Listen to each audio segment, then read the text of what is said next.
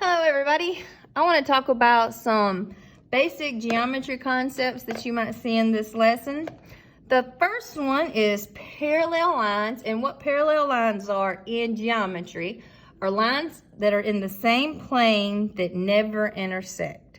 So we learned in algebra that parallel lines are lines that have the same slope, right? So they're just lines that never intersect, and they can be part of a figure. So let's say I have a rectangle. Pachow.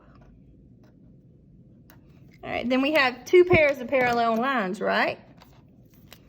This line is parallel to this line, and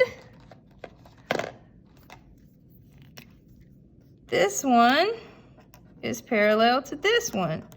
And the groovy thing about this is not only do we have parallel lines, we also have perpendicular lines. All right, perpendicular lines are two lines that intersect at a 90-degree angle, just like we have right here.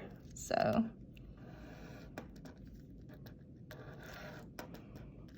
we learned in algebra that when we have perpendicular lines, their slopes are negative reciprocals of each other. The product of their slopes is -1. So here's two perpendicular lines, and we know that if this is a right angle, then this has to also be a right angle. And this one's a right angle, and this one's a right angle. So, moving right along.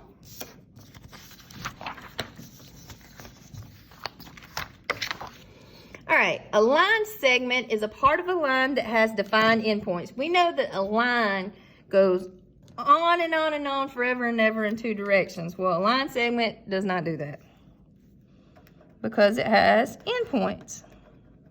So here's a very basic example. This would be line segment AB. So we would write it like this to show that it's a line segment.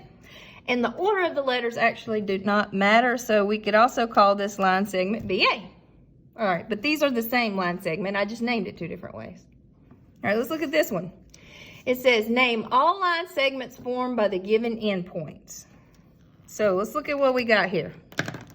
So the first thing I see is this little cute one right here. So I have line segment JK. All right, what else do we have? Here's another one right here. So we have line segment KL or LK.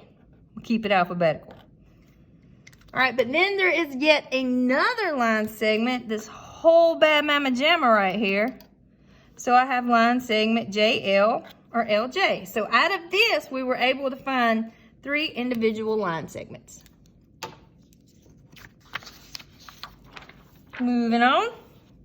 Let's look at the parts of an angle. All right, the pointy part here is called the vertex.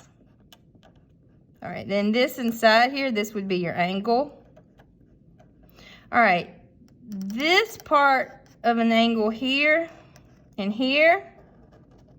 All right, they're sometimes called sides of the angle, but I've also seen them be called arms of the angle. All right, and the arms of these angles are rays, right? So this arm would be ray OB. Now, the order that you name a ray matters. You've got to start with the point, and then you use this point, which is at the arrow. See? Starts at O, goes through B. All right, and then this side or arm would be made up of ray OG. See?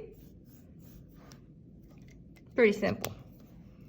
All right, let's name this angle.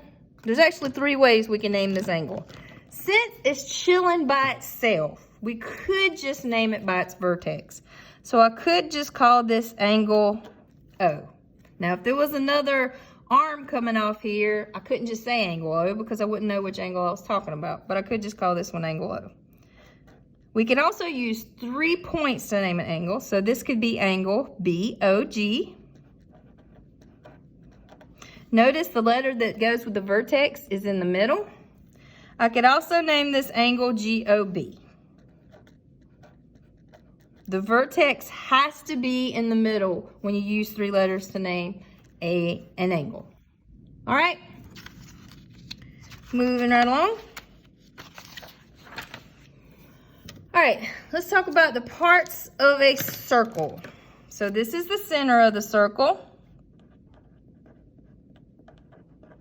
All right, and then from the center to the circle itself, this segment right here, and this segment could be located anywhere, right? It would be the same no matter where I drew it. This is the radius. Now, a segment that goes from one side of a circle to the other through the center is called the diameter.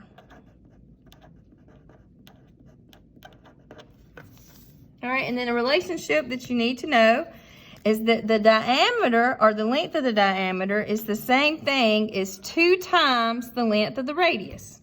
Or if you want to think about this the other way, the radius is equal to half of the length of the diameter. All right, and then just for funsies, when you measure all the way around a circle, the length of this going all the way around the circle, that's the circumference.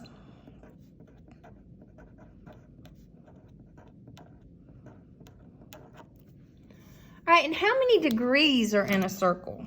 So if I go all the way around inside the circle, how many degrees is that?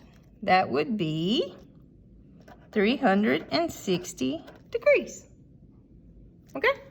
And then 2 other real quick concepts that you need to know that are easy are clockwise and counterclockwise, especially when we get to the next lesson. So clockwise is the way the hands on the clock move, which is this way. Counterclockwise would be the opposite of that. So that way. All right, I hope this helps. Have a great rest of the day.